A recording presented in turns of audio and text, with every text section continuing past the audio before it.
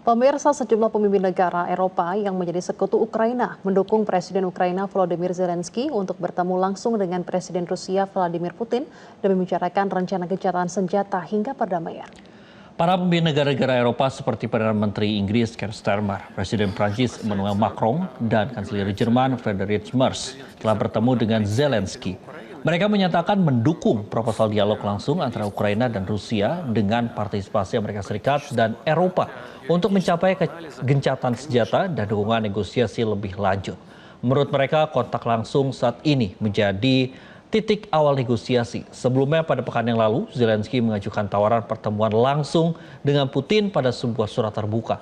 Putin menanggapinya dengan menepis ajakan pertemuan tersebut. Ia mengatakan bahwa tak ada gunanya bertemu dengan Zelensky hingga kesepakatan damai telah disepakati.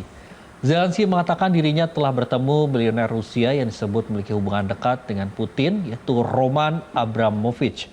Dalam pertemuan tersebut, Zelensky menyatakan Ukraina tak akan pernah menyerah pada Rusia. Meski begitu, Zelensky menyatakan Ukraina juga tidak menutup diri pada upaya gencatan senjata dan berharap Abramovich dapat menyampaikan pesan-pesannya kepada Putin untuk mulai adanya komunikasi dua arah secara langsung.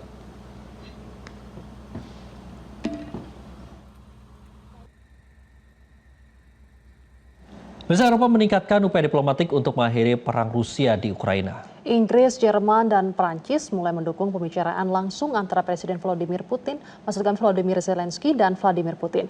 Dan untuk informasi selengkapnya telah bergabung bersama kami, editor DW Indonesia Rizky Nugraha di Bonn, Jerman. Selamat pagi Rizky. Rizky, perundingan atau dukungan tiga negara tersebut untuk gencatan senjata, apakah ada syarat dari Rusia sendiri? Eropa, terutama adalah gencatan senjata, harus diberlakukan sebelum pembicaraan damai dimulai. Namun Rusia menaruh curiga bahwa gencatan senjata hanya akan memberi kesempatan bagi Ukraina untuk kembali mempersenjatai diri dan menyusun ulang kekuatan militernya. Syarat kedua dari Eropa adalah adanya jaminan keamanan dan kepastian bahwa di masa depan Ukraina tidak akan kembali diserang oleh Rusia. Salah satu hambatan dalam isu ini adalah kemungkinan menguatnya aliansi antara Ukraina dan NATO di masa depan. Eropa bahkan mendukung keanggotaan penuh Kiev. Tapi ini menjadi garis merah bagi Presiden Rusia Vladimir Putin.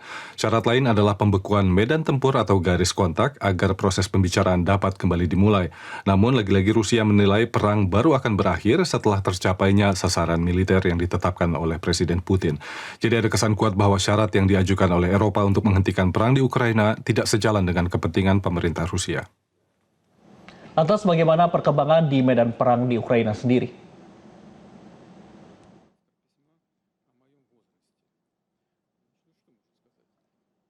Di medan perang, Rusia masih terus menggempur garis pertahanan Ukraina, sementara di sisi lain Ukraina juga berusaha membidik sasaran yang berada kian jauh ke dalam wilayah Rusia.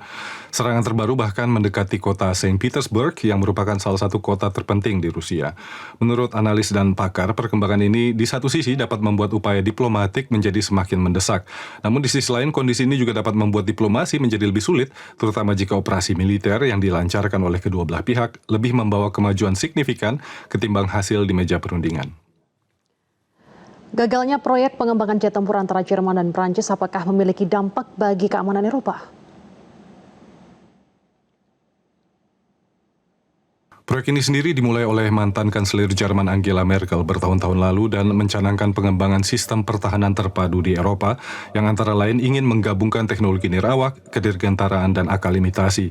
Paket persenjataan ini antara lain mencantumkan pengembangan jet tempur generasi ke-6 antara Dassault asal Prancis dan Airbus yang dipimpin Jerman. Namun kedua perusahaan berseteru soal konsep dan kewenangan, dan kerjasama ini akhirnya diumumkan kandas beberapa pekan lalu. Analis meyakini Eropa masih kesulitan menyatukan kekuatan untuk pertahanan bersama, dan sejauh ini negara-negara Eropa masih mengembangkan persenjataannya sendiri-sendiri sesuai dengan kebutuhan nasional masing-masing. Sebagai contoh, saat ini terdapat 3 proyek pesawat tempur Eropa yang saling bersaing satu sama lain. Jadi kegagalan proyek jet tempur antara Jerman dan Prancis dipandang sebagai peringatan bahwa Eropa perlu bekerja lebih keras untuk menyelaraskan visi dan misi pertahanan, terutama di tengah tuntutan Amerika Serikat kepada Eropa untuk berbagi beban keamanan. Baik, terima kasih Rizky Nugraha melaporkan dari Bonn, Jerman. Selamat kembali bertugas. Jelajahi cara baru mendapatkan informasi. Download Metro TV Extend sekarang.